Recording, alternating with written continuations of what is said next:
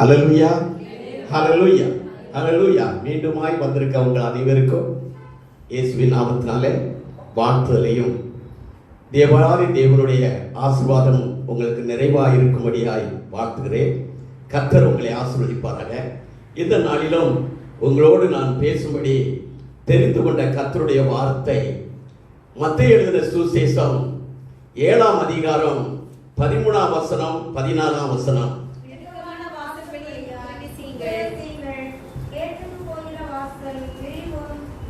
வழி விசாலமாயிருக்கிறது, அநேக ஜீவனுக்கு போகிற வாசல் இடுக்கமும் வழி நெருக்கமாயிருக்கிறது, அதை கண்டுபிடிக்கிறவர்கள் சிலர். இடுக்கமான வாசல் வழியாய் உட்பிரவேசியுங்கள். ஆனா அதை ஜீவனுக்கு போகிற வாசல் வழி எப்படி இருக்கிறதா? நெருக்கமும் இடுக்கமாய் இருக்கிறது. ஜீவனுக்கு போகிற வாசல் இடுக்கமும் வழி நெருக்கமாய் இருக்கிறதா? ஆனா எல்லாரும் எந்த வழியில தான் போறாங்க? விசாலமான பாதையில ஓட வேண்டும் என்று விரும்புகிறாங்க. அந்த இடுக்கமான பாதையை, ஏன்னா அந்த இடுக்கமான பாதையை யாரும் ஓடுறதுக்கு என்ன செய்யல, முன்வரல. ஏன்னா அதான் ஆண்டவர் சொன்னார். எரேமியா 21ஆம் அதிகாரம் 8ஆம் வசனத்திலே வாசிக்கிறோம். இதோ உங்கள் முன்னாலே, ஜனங்களை பார்த்து சொல்லுகிறார், உங்கள் முன்னாலே ஜீவ வழியையும் மரண வழியையும் வைக்கிறேன். எந்த வழியை தெரிந்து கொள்கிறேன்? அதான் இடுக்கமான வழி, விசாலமான வழி. ஐயா, ஜீவ வழி, மரண வழி. நாம் எந்த வழியிலே இந்த நாட்களிலே ஓடிக்கொண்டு இருக்கிறோம்? நான் எந்த வழியை நாம் தெரிந்தெடுத்திருக்கிறோம்? என ஆண்டவர் சொன்னார், நானே வழியும் நானே சத்தியமும் ஜீவனுமாய் இருக்கிறேன் என்று சொன்னார். இயேசுதான் வழி. ஆனா இயேசுவுடைய வழியில நடக்கிறவங்களுக்கு என்ன உண்டு? நித்திய ஜீவன் உண்டு. ஆனா இயேசு அந்த வழியில நடக்கும் போது என்ன இருக்கிறது?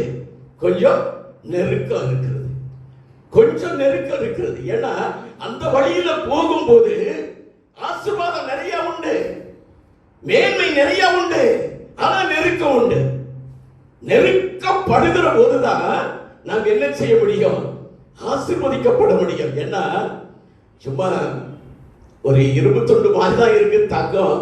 அதை அக்கினியில போட்டு உருக்கி எடுத்து அடிச்சு சரி பண்ணி கொண்டு வரும்போது அப்படியே பளபளன்னு என்ன செய்யுது? மினுக்குது.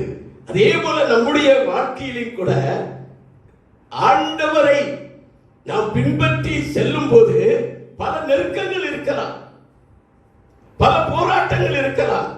ஆனா நாம் அந்த நெருக்கத்துல நாம் என்ன செய்யக்கூடாது? பின்வாங்கிடக்கூடாது. அந்த நெருக்கத்தில் நாம் ஒதுங்கி விடக்கூடாது. ஏன்னா நேபுகாத்நேச்சர் பாபிலோன் தேசத்தில் தூரா என்னும் சமபூமியில ஒரு 60 முழ உயரமும் 6 முழ அகலமுமான ஒரு பொற்சிலையை செய்து வைத்து அந்த நாட்டில் உள்ள எல்லா அதிகாரிகளையும், எல்லா உத்தியோகஸ்தர்களையும், எல்லா சாஸ்திரிகளையும், எல்லா குறிகார்களையும் வரவழைத்தான் அந்த சிலையை வணங்கும்படி. அனைத்து மக்களும் வந்துட்டாங்க. ஏன்னா ராஜா கட்டளையிட்ட அனைவரும் வந்துருவாங்க இல்லையா? அன்னைக்கு மோடி உள்ள சொன்னார்னா எல்லா மக்களும் என்ன செய்வாங்க? ஓடி வருவாங்க. எல்லாரும் வந்தாச்சு.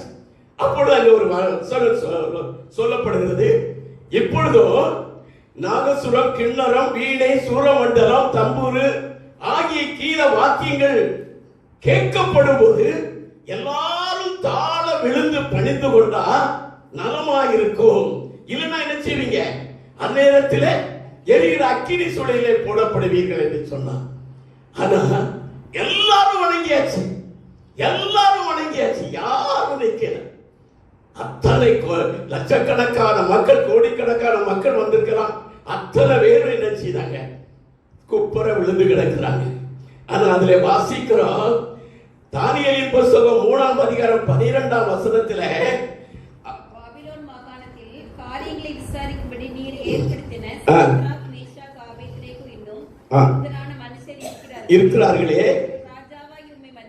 ராஜாவாகி உம்மை மதிக்கவில்லை, அவர்கள் உம்முடைய தேவர்களுக்கு ஆராதனை செய்யவில்லை. பணிந்து கொள்ளவில்லை. யாரு? Shadrach, Meshach, Abednego. 3 மனிதர்கள் மட்டுமே என்ன செய்யல? வணங்கல. எல்லாரும் வணங்கியாச்சு. ஏப்பா இந்த பொல்லாப்பு வணங்கிட்டு போனா நம்ம உயிர் தப்பிக்குமே. எல்லாரும் வணங்கியாச்சு. ஆனா சாத்ராக் மேசாக்கு மட்டுமே வணங்கல. திரும்பி சொல்றார். சாத்ராக் மேசாக்கை பார்த்து கூப்பிட்டு சொல்கிறார், இப்பொழுது மீண்டுமா சொல்கிறார், இப்பொழுது கிண்ணறம், நாகசுரம், வீணை, சுரமண்டலம், தம்புரு ஆகிய வாத்தியங்கள் கேட்கப்படும் போது நீ வணங்கினால் நல்லதா இருக்கும். இல்லை நான் அப்பொழுதே நீ எரிகிற அக்கினி சூளையில போடப்படுவீர்கள். என் கைக்கு உன்னை தப்புகிறது யார்? சாத்ராக் மேசாக் என்ன சொன்னாங்க? ராஜாவாகிய உமக்கு இதை குறித்து உத்தரவு சொல்ல எங்களுக்கு அவசியம் இல்லை. ஆராதிக்கிற தேவன் தப்பு. ஆனா நெருக்கம் தேவ பிள்ளையே எல்லாரும் ஓடுகிற பாதையில இன்னைக்கு நீங்களும் நானும் ஓடிக்கொண்டு இருக்கிறோமா? இல்ல கர்த்தரே பாதை, கர்த்தரே வழி, அவரே சத்தியம், அவரே சீவன் என்று அவருடைய வழியிலே நடந்து கொண்டு இருக்கிறோமா? இன்னைக்கு எப்படி நாம அந்த வழியில போய் கொண்டிருக்கிறோம்? அருமையான தேவ பிள்ளையே, நீங்களும் நானும் கர்த்தருடைய பிள்ளை இன்றைக்கு இந்த இடத்துல அமர்ந்திருக்கிறேன்னா நான் என்னைய பார்த்து வரல, யாரும் பார்த்தும் நீங்க வரல. ஆண்டவருடைய அன்பு உங்களை நெருக்கி ஏவி இருக்கிறது. ஆவியானவர் உங்களை அழைத்து வந்திருக்கிறார். ஆனால் ஆண்டவர் உங்களை பிரித்து எடுத்திருக்கிறார். ஆகையினால இந்த 3 பேர் மட்டுமே அந்த இடத்துல என்ன செய்தாங்க? ஆண்டவரை ஆராதிக்கல. அங்க என்ன செய்கிறார்? அக்கினி சூளையில சுத்தி வருகிறாங்க, உலாவி வருகிறாங்க. அங்க வாசிக்கிறோம். அந்த அதிகாரம் எல்லாம் உங்களுக்கு அந்த கதை தெரியும். 28ஆம் வசனத்திலே வாசிக்கிறோம் பாருங்க. அப்பொழுது நேபுகாத்நேச்சர் வசனித்து சாத்ராக், மேசாக் தேவனுக்கு ஸ்தோத்திரம், கர்த்தருடைய தேவனை தவிர, தங்களுடைய தேவனை தவிர வேறொரு தேவனையும் பணியாமல் அவரே நம்பி ராஜாவின் கட்டளையை தள்ளி தன் சரீரங்களை ஒப்புக் கொடுத்தபடியா அவர் தமது தூதனை அனுப்பி அவரை என்ன செய்தார்? விடுவித்தார். அவரையே நம்பி ராஜாவின் கட்டளையை தள்ளி தேவ பிள்ளையே, எந்த சூழ்நிலையிலையும் எந்த நெருக்கத்திலையும் நான் ஆராதிக்கிறேன், நான் நம்புகிறேன், நான் ஜெபிக்கிறேன், நான் ஆராதிக்கிறேன், என் தேவன் என்னை விடுவிப்பா. இந்த அக்கினி அல்ல, எந்த விதமான நெருக்கம் வந்தாலும் கர்த்தர் என்னை விட மாட்டார் ஐயா, கர்த்தர் என்னை விட மாட்டார் ஐயா. தேவ பிள்ளையே, நெருக்கத்தோட வந்திருக்கிறீங்களா? வேதனையோடு வந்திருக்கிறீங்களா? ஏன் என் வாழ்க்கையில இத்தனை நெருக்கம், இத்தனை போராட்டம்? நீ கர்த்தருடைய பிள்ளை, உனக்கு நெருக்கம் வரும். ஆனா அந்த நெருக்கத்தில் ஆண்டவர் என்ன செய்ய மாட்டாரு? விட மாட்டாரு. ஆண்டவர் விட்டு விட மாட்டாரு. இங்க எவ்வளவு சொல்கிறார்? கர்த்தரையே நம்பி ராஜாவின் கட்டளையை தள்ளி அந்த தேவனை ஆராதித்தபடினால தேவன் தம்முடைய தூதரை அனுப்பி அவளை என்ன செய்தாரா? விடுவித்தார். இன்னைக்கு நாம் ஆண்டவரையே நம்பி ஆண்டவருடைய பாதத்தில் விழுந்து கிடக்கும் போது நிச்சயம் உங்களுடைய காரியம் என்னம்மா? எதற்காக நீங்க கண்ணீர் வடிக்கிறீங்க? எதற்காக கலக்கத்தோடு இருக்கிறீங்க? என்ன பிரச்சனை, எந்த விதமான கட்டுகளா இருந்தாலும், எப்படிப்பட்ட ஒரு போராட்டங்களா இருந்தாலும் என் ஆண்டவர் விடுவிக்க நல்லவராயிருக்கிறார். 28ஆம் வசனத்திலே வாசிக்கிறோம். கடைசி பகுதியில அவர் என்ன செய்தார்? தானியேலின் தேவனுக்கு ஸ்தோத்திரம். மற்றபடியாக அடுத்தால வாசிக்கிறோம். அந்த கடைசி வசனத்துல சாத்ராக், மேசாக், ஆபேத்நேகோ என்பவர்களே அந்த தேசத்திலே உயர்த்தினார். அம்மா, நெருக்கமான வழிதான். ஆரம்பத்தில் கர்த்தருடைய வழி நெருக்கமா இருந்தது ஐயா, கஷ்டமா இருந்தது. எல்லாரும் ஓடுனாங்க, எல்லாரும் போனாங்க. ஆனா சாத்ராக், மேசாக், ஆபேத்நேகோ போகல. ஆனா கடைசி யாருக்கு அந்த உயர்வு கிடைத்தது? யாருக்கு அந்த மேன்மை கிடைத்தது? இந்த தேவ பிள்ளைகளுக்கு தான். இன்னைக்கு நாமும் கூட கர்த்தருடைய வழியில நாம் ஓடுவோமானா நிச்சயம் கர்த்தர் என்ன செய்வார்? உங்களையும் என்னையும் ஆசீர்வதிப்பார். ஏன்னா ஜாய் பணி செய்கிற போது ஒரு நேரத்தில் அம்மா என்ன செய்தாங்க, ஒரு நாள் சம்பளம் இந்து கோயில் கட்டுறதுக்கு கொடுக்கணும்னு சட்டம் போட்டாங்க. எல்லாரும் கொடுத்தாச்சு, ஆபீஸ்ல எல்லாரும் கொடுத்தாச்சு. ஆனா அவங்ககிட்ட கூட என்ன, எல்லாரும் கொடுக்கும்போது நம்ம மட்டும் கொடுக்கலன்னா அது எப்படி அப்படின்னு சில கிறிஸ்தவங்க வந்து அவனே பேசினாங்க. ஆனா அவன் என்ன சொன்ன, வேற எதுக்கும் கேட்டா நான் கொடுத்துருவேன், ஆனா இதுக்கு என்ன செய்ய மாட்டேன், கொடுக்க மாட்டேன். கடைசியில கொடுக்கல, என்ன ஆகும், ஒண்ணும் ஆகல. தேவ பிள்ளையே, நம்முடைய நம்பிக்கை, நம்முடைய விசுவாசம், நம்முடைய தைரியம் கர்த்தர் மேல வைத்திருக்கிற நம்பிக்கை நம்ம என்ன செய்யும், மேன்மைப்படுத்தும். அதான் வேத வசனம் சொல்லுகிறது. பிலிப்பியரின் புத்தகத்தில் நிருபத்தில் 2ஆம் அதிகாரம் 14ஆம் வசனம் 15ஆம் வசனத்திலே வாசிக்கிறோம். ஜீவ வசனத்தை பிடித்துக் கொண்டு சுடர்களைப் போல பிரகாசிக்கிற நீங்கள் மாறுபாடுமான சந்ததியை விட்டு வெல்லருங்க. கவலையற்றவர்களும் தேவனுடைய மோசற்ற பிள்ளைகளுமா இருந்து எல்லாவற்றிலும் முறுமுறுப்பு இல்லாமல் செய்யுங்கள் என்று சொல்லப்படும். ஏன்னா நான் யாரா, ஜீவ வசனத்தை பிடித்துக் கொண்டு எப்படி இருக்கிறோமா, சுடர்களை போல பிரகாசிக்கிறனா. அவங்க அதை செய்யறாங்களே, அவங்க இப்படி பண்றாங்களே, ஏன் நம்ம பண்ணாங்க, அவங்க பண்றாங்களே, ஏன் நம்ம பண்ணாங்க. அவங்க செய்யறத நம்மளை விட நம்ம என்ன பெரிய ஆளா, அவங்களாம் அதை செய்யும் போது ஏன் நம்மளும் இதை செய்தாங்க. இல்லம்மா, நீங்க பெரிய ஆளுதான், நீங்க விசேஷித்தவர்கள் தான், நீங்க பிரித்தெடுக்கப்பட்டவர்கள் தான். ஆனா ஆண்டவர் உங்களை விசேஷித்தவர்களாய் மாற்றி இருக்கிறபடினால ஆண்டவருடைய பிள்ளையாய் வாழும் போது நெருக்கம் இருக்கும். ஆனா தேவன் உங்களை மேன்மைப்படுத்துவார், மேன்மைப்படுத்துவார். ஏன்னா கர்த்தரைக்குள்ள வரும்போது பலவிதமான நெருக்கம் என்னுடைய வாழ்க்கையில கூட. ஆனா மரண வாசலுக்கு போயிட்டேன். சாப்பிட்ட சோறு அப்படியே வெளியே வரும், நீர் யூரின் அப்படியே ரத்தமாய் போகும். நடக்க முடியாது, நடத்தா தலை சுத்தி விழுந்துருவேன். அவ்வளவு ஒரு பயங்கரமான வியாதி. 3 மாசம் கடைசி மரணம் பக்கத்தில் சொல்லி நான் கல்யாணம் பண்ண புதுசு. அதனால அவளையும் கொண்டு போய் அவங்க அப்பாட்ட விட்டுட்டு நம்ம போயிடலாம் அப்படின்னு நினைச்சிட்டு அவங்க அப்பாட்ட சொல்லை கூட்டு போயாச்சு. அங்க எல்லாம் பேசுறாங்க, நான் திண்ணையில அப்படியே முடங்கி படுத்திருக்கிறேன். இந்த யாதி ஐயா வந்தது, இந்த யாதியா வந்தது அப்படின்னு பேசிட்டு அப்புறம் எங்கெல்லாமோ விசாரிச்சு அவர் இந்துவாக இருக்கும்போது அவங்க சாமிக்கு ஒரு நேர்த்திக்கடன் வச்சிருந்தாங்களாம். அதனால அந்த நேர்த்திக்கடத்தை கிறிஸ்டினா மாறின பிற்பாடு அதை செய்யல. அதனாலதான் இந்த குற்றம் வந்துட்டு, நீங்க அந்த நேர்த்திக்கடன் செய்ய வேண்டாம், நான் அந்த நேர்த்திக்கடன் செய்கிறேன், அந்த கடா வெட்டி பொங்கல் கொடுக்கிறத நான் செய்கிறேன் அப்படின்னு சொல்லி எங்க மாமா வந்து என்கிட்ட பேசினாங்க. இல்லை, ஆண்டவரை அறியும் என்பதாக அதை நான் ஏற்றது. நான் சொன்னது, ஆண்டவரை அறிந்த பிற்பாடு ஜீவன் கொடுத்தா அவருக்காக வாழ்வேன், மரித்தாலும் அவருடைய ராஜ்யத்துல மகிழ்ச்சியோடு இருப்பேன் சொன்னேன். கர்த்தருடைய பிள்ளையே, அந்த யாதி அப்படியே கர்த்தருடைய கிருபையினால அந்த யாதியை மறைந்தது. 1 வாரத்துல நான் மீண்டும் பங்களாவை வேலைக்கு வந்து சேர்ந்து வேலைக்கு வந்துட்டேன். என் அருமையான தேவ பிள்ளையே, சத்துரு உங்களை நெருக்குவார். நீங்க கிறிஸ்துவோடு வாழும்போது, கிறிஸ்துவுக்குள்ள வரும்போது, ஆரம்பத்துல உங்கள் வாழ்க்கையில பல போராட்டங்கள் இருக்கலாம், கஷ்டங்கள் இருக்கலாம். சோர்ந்து போகாதீங்க. இன்னைக்கு குடும்பத்துல உற்சாகமா குடும்பச்சவம் பண்ணுவீங்க.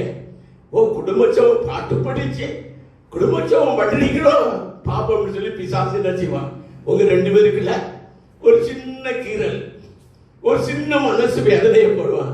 ஐயா ஒரு பக்கம் இருப்பாங்க, அம்மா ஒரு பக்கம் இருப்பாங்க. அங்க யாரு ஜெபம் கடைசி குடும்பச்சவம் கட்டுது. தேவப்பிள்ளையே, நெருக்கத்தின் பாதையில, உபத்திரவத்தின் பாதையில, அந்த இடுக்கமான பாதையில இயேசுவோடு நடக்கும் போது, இயேசுவோடு போகும்போது அங்கதான் ஆசீர்வாதம் உண்டு. ஏன்னா வேதம் சொல்லுகிறது பாருங்க, 2ஆவதா வாசிக்கிறோம். ஆதியாகமம் புத்தகத்துல 37ஆம் அதிகாரம் 2ஆம் வசனத்திலே வாசிக்கிறோம். யோசேப்பு தன் சகோதரனோடு ஆடு மேய்த்துக் கொண்டிருக்கும் போது தன் சகோதரனுடைய துன்மார்க்கத்தை தகப்பனுக்கு சொல்லி வருவான். தன் தகப்பனுடைய சகோதரனுடைய துன்மார்க்கத்தை தகப்பனுக்கு சொல்றான். அப்பா, அன்னைக்கு இந்த தப்பு செய்தான், அண்ணன் தப்பு செய்தான், அந்த பெரியண்ணன் அதை செய்தான், இப்படி ஒவ்வொரு முறை குறித்து தவறுகளை சொல்லிக்கொண்டே இருக்கிறான். இது சகோதரர்களுக்கு அவன் மேல பெரிய வருத்தம், பெரிய வருத்தம். ஒரு நாள் ஆடு மேய்க்க வெளியூர் போயிட்டாங்க. அப்ப இந்த யாக்கோபு சொல்லுகிறார், நம் சகோதரர் எப்படி இருக்கிறார்கள் போய் பார்த்து விட்டு இந்த பண்டம் இதெல்லாம் கொண்டு கொடுத்து விட்டு அவளும் எப்படி சுகசெய்தியா இருக்காங்கன்னு பார்த்துட்டு வான்னு சொல்லி அனுப்புகிறார். அப்படி அனுப்புகிற போது அங்கே வாசிக்கிற பாருங்க 18ஆம் வசனத்துல அவர் என்ன சொல்கிறார், அவர்கள் அவரை தூரத்தில் வரும்போது தங்கள் சமீபமாய் வரும் முன்னே அவனை கொலை செய்யும்படி அவர்கள் எல்லாரும் யோசனை பண்ண. ஐயா வர்றாயா, நம்மளை கொலை சொன்னால, நம்ம அப்பாட்ட போட்டு கொடுத்தால, நம்மளை அவன் நீதிமானாகவும் நம்மை ஒரு குற்றவாளியாகவும் நம்மை பாவி என்று சொல்லிக் கொண்டு வந்தான் அல்லவா, இன்னைக்கு அவனை இந்த வனாந்தரத்தில் அவனை வெட்டுமா, அவனை அழித்து போடுவோம். அவங்க தீர்மானம் பண்ணாங்க. ஆனா அவனை என்ன செய்ய முடியல, வெட்டல. மீண்டும் அவனுடைய குழியில போட்டு அங்கே 28ஆம் வசனத்துல வாசியன்னா, அவனை விற்கிறதுனால அவனை வெட்டுறதுனால நமக்கு என்ன ஆதாயம்? நம்முடைய வழிபோக்கிற இடத்துல இஸ்மவேல் இடத்துல வித்து போட்டால் நமக்கு என்ன கிடைக்கும்? பணம் கிடைக்கும். 20 வெள்ளிக்காசுக்கு யோசேப்பை வித்து போட்டாங்க. தேவ பிள்ளையே, 20 வெள்ளிக்காசுக்கு விற்று போட்ட அந்த யோசேப்பு எகிப்துக்கு கொண்டு போகப்படுகிறார். தேவ பிள்ளையே, இந்த சகோதரர்கள், இந்த சகோதரர் கூட பிறந்த சகோதரர், ஒன்னா இருக்கிற ஒரே தகப்பனுடைய பிள்ளைகள் இவனை கொல்லுவதற்கு ஏன் காரணம் என்ன? ஆனா பேதுரு அழகா சொல்கிறார். 4ஆம் அதிகாரம் 4ஆம் வசனத்துல பேதுரு சொல்கிறார் பாருங்க, அந்த துன்மார்க்க ஊழையிலே நாமும் விழாதபடியினால அவர்கள் நம்ம என்ன செய்யறாங்க? தூசிக்கிறாங்க. என்ன வாசிங்க?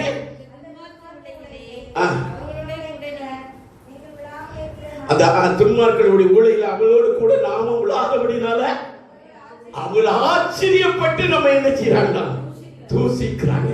அப்படிதான் இந்த சகோதரர்கள் தன்னுடைய சகோதரனை, இவன் மட்டும் என்னையா நீதிமான், இவன் மட்டும் என்ன பரிசுத்தவான், நம்ம எல்லாம் பாவி, இவன் மட்டும் பரிசுத்தவானா என்று சொல்லி அவன் மேல தூசித்து அவன் மேல கோபம் கொண்டு வெறி கொண்டு அவனை கொல்லுவதற்கு திட்டம் பண்ணினாங்க. ஆனாலும் கொல்லாமல் எகிப்துக்கு விற்று போட்டாங்க. தேவ பிள்ளையே, எகிப்துக்கு கொண்டு போகப்படுகிறார். அங்கே எகிப்துக்கு கொண்டு போகப்படுகிறார் வேளைகளை 39ஆம் அதிகாரம் 14ஆம் வசனத்திலே வாசிக்கிறோம் பாருங்க. 39ஆம் அதிகாரம் 16ஆம் வசனம். அவன் போய் போத்திப்பர் வீட்டிலே வேலை செய்கிறான். போத்திப்பர் வந்து அவனை 20 வெள்ளிக்காசுக்கு அடிமையாய் வாங்குகிறான்.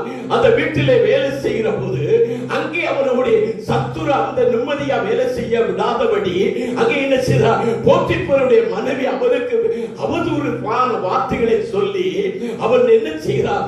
அவனுடைய வஸ்திரத்தை கையில வைத்துக் கொண்டு, இவன் எழுதிய புருஷனாகி இவன் என்னிடத்திலே சரசம் பண்ண வந்தான் என்று சொல்லி தன் வஸ்திரத்தை வைத்துக் கொண்டு தன் ஜனங்களை எல்லாரையும் கூப்பிட்டு அவர் சொல்லுகிறார். எல்லாரும் வந்தாங்க. ஒரு ஸ்திரீ, ஒரு ஆடவன், ஒரு சகோதரனுடைய வஸ்திரத்தை கையில வச்சுக்கிட்டு அவன் சொல்லும் போது மக்கள் எல்லாரும் என்ன செய்வாங்க? அதான் நம்புறாங்க. உண்மை ஆண்டவருக்கு மட்டும்தான் தெரியும், நடந்தது ஆண்டவருக்கு தான் தெரியும். ஆனா வந்தவன் போனவன் நின்றவன் அந்த பேர் அடிச்சான். அடிச்சு சிறைச்சாலையில கொண்டு போடப்பட்டான். சிறைச்சாலையில கிடக்கிறார். தேவ பிள்ளையே, ஆதியாகமம் 41ஆம் அதிகாரம் அங்கே 14ஆம் வசனத்திலே வாசிக்கிறோம். அங்கே அங்கே ஒரு சேவகன் ஓடி வருகிறான். ஐயா, ஒரு சேவகன் ஓடி வந்துகிறான். சிறைச்சாலையில யார் நம்மை மீட்க முடியும்? யாரு இந்த சிறைச்சாலையிலிருந்து நம்ம யாரு மீட்பா? யாரு நமக்கு சாமி எடுப்பா? யாரு நமக்காக பறந்து பேசுவா? இந்த அடிமைக்கு யாரு இருக்கா? யாருமே இல்லையே. இந்த சிறைச்சாலை தான் என் வாழ்க்கையா? இந்த கடன் தொல்லை தான் என் வாழ்க்கையா? இந்த வறுமை தான் இந்த வாழ்க்கையா? இந்த போராட்டமா என் வாழ்க்கையா? இல்லை.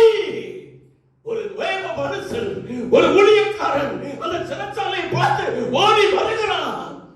யோசேப்பை பார்த்து சொல்கிறார், ராஜா அழைக்கிறார், நீ என்ன செய்ய? சவரம் பண்ணிக்கொள்ளு, வஸ்திரத்தை மாற்றிக்கொள்ளு. தேவ பிள்ளையே, அந்த சிறைச்சாலையில இந்த யோசேப்பை எடுக்கிறதுக்கு, சாமியை எடுக்கிறதுக்கு, அவனை அழைப்பதற்கு யாரும் கிடையாது. ஆண்டவர் என்ன செய்தார்? கூடவே இருந்தார். என் பிள்ளை சிறைச்சாலையில் இருக்கிறான் என்று சொல்லி பார்வோனுக்கு ஒரு தரிசனத்தை காமித்து அவனை அழைக்கும்படி ஓடி வருகிறார்.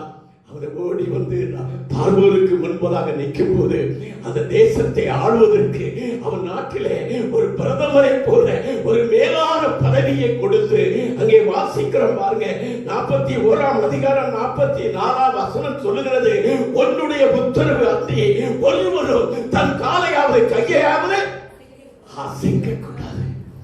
எப்படி ஒரு ஆசீர்வாதம் பார்த்தீங்களா? எப்படி ஒரு மேன்மை ஐயா! இடுக்கமான பாதை, இடுக்கமான பாதை, நெடுக்கமான பாதை. ஒருவேளை விசாலமான பாதையில் என்ன ஆகும்? அவ என்ன ஆகும்? யூதாசை போல நான் கொண்டு என்ன செய்யணும்? சாக வேண்டியதான். ஆனா இடுக்கமான பாதையில போனபடினால ராஜ்யத்துல அவன் உயர்த்தப்பட்டான். நான் முடிக்கிற கர்த்தருக்கு ஸ்தோத்திரம். அங்கே அதான் ஆண்டவர் சொன்னார், மத்தேயு 16ஆம் அதிகாரம் 24ஆம் வசனம் சொல்றார், ஒருவன் என்னை பின்பற்றினான் அவன் தன்னைத்தான் வெறுத்து தன் சிலுவையை எடுத்துக்கொண்டு அனிதினமும் என்னை பின்பற்ற கடவா. ஆனா தன்னை வெறுக்கணுமா? தன்னை வெறுக்கணும். நீ எந்த சூழ்நிலை இருந்தாலும் நமக்கு பெருமை வேண்டாம், நமக்கு மேட்டிமை வேண்டாம், நமக்கு எரிச்சல் வேண்டாம், நமக்கு கோபம் வேண்டாம். ஒருவர் என்ன பேசினாலும் என்ன சொன்னாலும் நாம் அவர்களோட சண்டையிட வேண்டாம். தன்னை தான் வெறுக்கணும். கிறிஸ்துவோடு வாழணும், தன்னை தான் வெறுக்கணும். இன்னைக்கு சில குடும்பங்களில நல்ல ஜெபிக்கிறாங்க, நல்ல ஊழியறாங்க, நல்லா இருக்கிறாங்க. அந்த குடும்பத்தில் என்ன இல்லை? சமாதானம் இல்லை. ஏன்? அவளுக்குள்ள விட்டு கொடுக்க மனம் இல்லை. தேவ பிள்ளையே, நீ உன்னை விட்டு கொடுக்கணும். தன்னை தானே சிலுவையில் அடிக்கணும். நீ கிறிஸ்துவோட வாழணும். அதுதான் உனக்கு ஜீவ வழி, ஜீவனுக்கு கொண்டு வர வழி. அவர் என்ன செய்தார்? தன்னை ஒப்பு கொடுத்தான் ஆண்டவருக்கு. ஆண்டவருடைய பாதையில நடக்கும் போது நாம் என்ன செய்யணும்? கோபப்படக்கூடாதுப்பா. நான் கோபம் செய்யக்கூடாலும் பாவம் செய்யக்கூடாது. ஏன்னா இன்னைக்கு அதான் அழகா சொல்றார். 1 கொரிந்தியர் 4ஆம் அதிகாரம் 12ஆம் வசனம் 13ஆம் வசனத்துல வாசிக்கிறோம் பாருங்க. என் கையினாலே வேலை செய்கிறேன், பாடுபடுகிறோம், வையப்பட்டு ஆசீர்வதிக்கிறோம், துன்பப்பட்டு சகிக்கிறோம், தூசிக்கப்பட்டு வேண்டிக் கொள்கிறோம். இந்நாள் வரைக்கும் எல்லாம் குப்பையை போலவோ, எல்லாரும் தொடர்ச்சி போடுகிற அழுக்கை போலவும். ஐயா, ஒரு ஊழியக்காரன் சொல்கிறாயா, தேவனோடு வாழுகிற, தேவனோடு ஜீவிக்கிற, தேவனோடு பேசுகிற தேவ மனிதன் சொல்லுகிறார், என் கையினால வேலை செய்கிறேன், யார்கிட்டையும் நான் ஒரு பைசா காணிக்க வேண்டல, யார்கிட்டையும் கையெழுதி நிற்கிற, நான் உழைக்கிறேன், நான் சாப்பிடுகிறேன், நான் ஒளியை செய்யறையா. அத நான் என்ன செய்யறேன்? வையப்பட்டு ஆசீர்வதிக்கிறேன், தூதிக்கப்பட்டு வேண்டிக் கொள்ளுகிறேன். ஐயா, இந்நாள் வரையிலையும் நான் எப்படி இருக்கிறேன்? குப்பையை பொழுது துடைச்சு போடுகிற அழுக்கை போலவும் இருக்கிற ஐயா. அதையா தன்னைத்தான் வெறுக்கிறது. கணவன் ஒரு வார்த்தை சொன்னா மனைவிக்கு பிடிக்கல, 3 வார்த்தை பேசணும். மனைவி ஒரு வார்த்தை சொன்னா கணவனுக்கு பிடிக்கல. பிள்ளைகளுக்கு பெற்றவங்க ஒரு வார்த்தை சொன்னா பிள்ளைகளுக்கு பிடிக்கல. குடும்பத்துல ஒரு ஒருமை இல்லை. ஒரு வார்த்தைக்கு 9 வார்த்தை சொன்னாதான் இன்னைக்கு என்ன இருக்கிற கொஞ்சம் நிம்மதியா இருக்கும். அவங்க பேசுறதுக்கு பதில் நான் அடைச்சிட்டேன்ல, அவங்க சொன்னதுக்கு எப்படியோ நான் தேடி எடுத்து அந்த வார்த்தைக்கு பதில் கொடுத்துட்டு அப்பதான் திருப்தி, அப்பதான் மனசுக்கு சமாதானம். தேவப்பிள்ளையே, கர்த்தருடைய ஆவியானவர் அப்படி அல்ல. தன்னைத்தான் வெறுத்து வெறுக்க வேண்டாம். தூசிக்கிறார்களா என்ன ஆண்டவர் முகத்துல துப்புனாங்கம்மா, துப்புனாங்க, கண்களை கட்டி கன்னத்துல அடித்தாங்க. என் ஆண்டவர் ஒன்று சொல்லல, பிதாவே இவர்களுக்கு மன்னியும், தாங்கள் செய்கிறது என்று அறியாதிருக்கிறார்கள். கிறிஸ்துவின் ஆவியை உடையவர்கள் கிறிஸ்துவுக்குள்ள, கிறிஸ்துவின் சிலுவையிலே அடிக்கப்பட வேண்டும். தேவப்பிள்ளையே, நமக்குள்ள இருக்கிற பெருமை, நமக்குள்ள இருக்கிற கோபம், நமக்குள்ள இருக்கிற எரிச்சல், நமக்குள்ள இருக்கிற மேட்டிமை, மற்றவர்கள் அனுப்பமா எண்ணுகிற குணங்கள் எல்லாம் அழிக்கப்படணும். சாதிகள், நான் இந்த சாதி, நான் அந்த சபையில பெரிய ஆளு, நான் இந்த கோயிலை கட்டினேன் இல்ல. ஒரு நாள் ஒரு சக உறவு பேசுறேன், ஐயா நீங்க நல்ல திறமையா நல்ல ஆளாச்ச, நீங்களாம் இந்த இலசில நிக்கலாம் ஐயா, தேர்தல நிக்கலாமே பேசும்போது நின்னையா, நான் நின்னேன். ஆனா அந்த கமிட்டியில போய் உட்கார்ந்தேன். ஆனா அங்க நடக்கிற காரியங்களை பார்த்தா என்னால அதுல என்ன செய்ய முடியல, இருக்க முடியல, இருக்க முடியல. அதைத்தான் அது தவறுன்னு அந்த காரியத்தை நான் சொல்லும் போது அதை அவங்க என்ன செய்யல, கேட்கறதுக்கு மனதில்லை. ரெண்டு மூணு நேரம் சொல்றேன். அப்புறம் கமிட்டி கூடுனா என்னை கூப்பிடாமலே நடத்திடுவாங்க. நானும் அந்த கமிட்டிக்கு போறதே இல்லை. தேவ பிள்ளையே, இன்னைக்கு அநேக டைங்களிலே எல்லாரும் ஓடுறாங்க. அவர் போறார், இவர் போறார், அவர் அது இருக்கார், இவர் இருக்கார், அவர் லட்சம் வந்துறார், இவர் போய் சொல்றார், அவர் செய்யறார், இவர் செய்யறார். இல்லை, என் ஆண்டவர் செய்தாரா? என் ஆண்டவருடைய பிள்ளை நீங்களும் நானும் யாரு? தேவனுடைய சுதந்திரம், தேவனுடைய பிள்ளைகள். அவருக்கு சாட்சியாய் வாழணும்டா.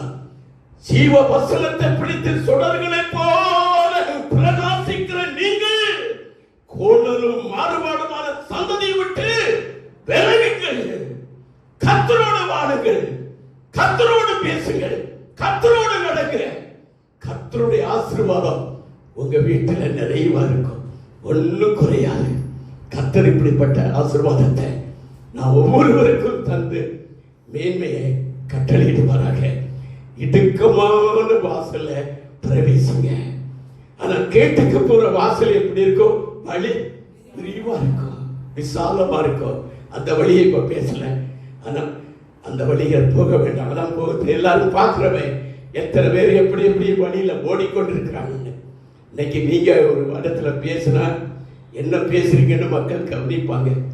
நீங்க சொல்லுகிறத கவனிப்பாங்க, நீங்க செய்கிறத கவனிப்பாங்க. ஆனா உலகம் அந்த மாதிரி இருக்காது.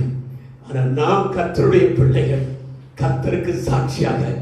ஏன்னா துன்மார்க்கனை குறித்து நாம் எச்சரிக்கும் போது துன்மார்க்கன் அந்த துன்மார்க்க ஊழையிலே நாமும் விழாதபடி அவர்கள் நம்மை தூசிப்பார்கள், நம்மை ஏளனம் பண்ணுவார்கள், நம்மை பரியாசம் பண்ணுவார்கள். ஜெபிக்கிறார்களா, செபிக்கிறார்களா, இவங்க என்னமோ பரிசுத்த ஜாதிகள், பரிசுத்த கூட்டம் அல்லேலூயா போறாங்கன்னு சொல்லி ஏளனம் பண்ணுவாங்க. கவலைப்படாதீங்க, அங்கதான் இருக்கு ஆசீர்வாதம், அங்கதான் இருக்கு உயர்வு, அங்கதான். அப்படி சொல்லிதான் யோசிப்பேன். குளிரதுக்கு போட்டு வித்தாங்க. ஆனா அதே யோசிப்பேன். 12 பேரும் போய் வணங்கினாங்க. சூரியனும் சந்திரனும் வணங்குகிறது, 11 நட்சத்திரங்களும் வணங்குகிறது. என் கர்த்தர் அந்த மகனை உயர்த்தினார்.